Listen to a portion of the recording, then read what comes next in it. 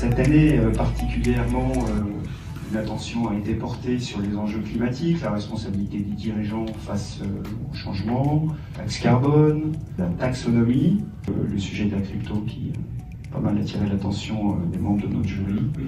Sachez que nous avons été très attentifs et très impressionnés par la qualité de ces mémoires et vos prestations orales. C'est vraiment très important pour nous de fêter les élèves et puis mettre en lumière leurs travaux de recherche.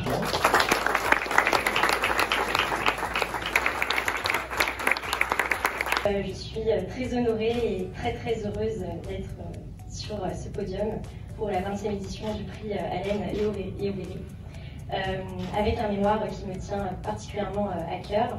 J'ai donc réalisé un mémoire sur la responsabilité des dirigeants face à l'enjeu climatique et mon message était celui pour les dirigeants de dire qu'il va falloir concilier monde des affaires et limites planétaires, tout d'abord en se formant, en se sensibilisant avec une fresque du climat, avec un atelier d'automne et puis ensuite bien évidemment en passant à l'action, en intégrant l'enjeu climatique dans la stratégie globale de l'entreprise, une vision à long terme et non pas à court terme et donc plein de messages à vocation des dirigeants puisque le contentieux de demain va pouvoir les concerner face à l'enjeu climatique.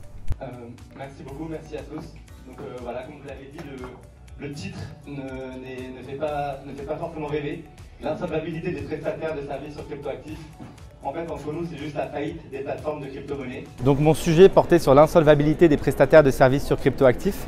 Ce sont donc ces plateformes d'échange sur lesquelles n'importe quel utilisateur va venir pouvoir convertir sa monnaie en cryptoactifs. Je me suis intéressé à ce sujet dans un contexte de vague de faillite pour comprendre comment elles sont intervenues, comment elles ont été traitées et quels étaient les droits des utilisateurs de ces plateformes en faillite. Bonsoir à toutes et à tous. Je pense que vous en doutez, je n'ai pas vraiment l'habitude de me trouver sur une estrade avec un micro entre les mains pour recevoir un prix et prononcer un discours. C'est un vrai privilège et un vrai honneur de pouvoir faire partie des étudiants qui se sont vus décerner ce prix depuis 20 ans. Alors j'ai décidé de traiter le sujet de la lutte contre les aides d'État appliquées aux rescrits fiscaux à la lumière de l'objectif de justice fiscale, donc un sujet que j'ai voulu vraiment interdisciplinaire, donc mêlant à la fois droit fiscal et droit de la concurrence, mais aussi quelques aspects économiques et politiques que j'ai voulu intégrer à ce sujet dont les problématiques sont nombreuses et l'actualité est très riche.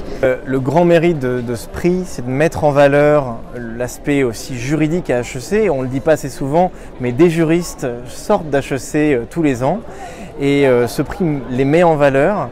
Et en insistant d'ailleurs sur la grande variété de ces juristes, il y a des fiscalistes, des professionnels du droit des affaires et qui sont aussi très sensibles par leur formation en école de commerce à des enjeux RSE.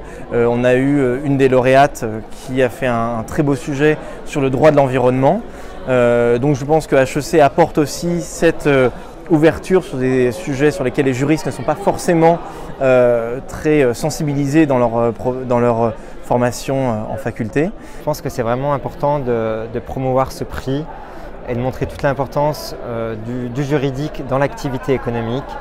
Et une fois de plus, toutes les thèses qui sont présentées ont pour intérêt d'être accessibles à chacun, notamment aux non-initiés, à tous les acteurs qui ne sont pas issus d'une formation juridique, de leur présenter simplement tous les enjeux et l'impact de la réglementation sur leur activité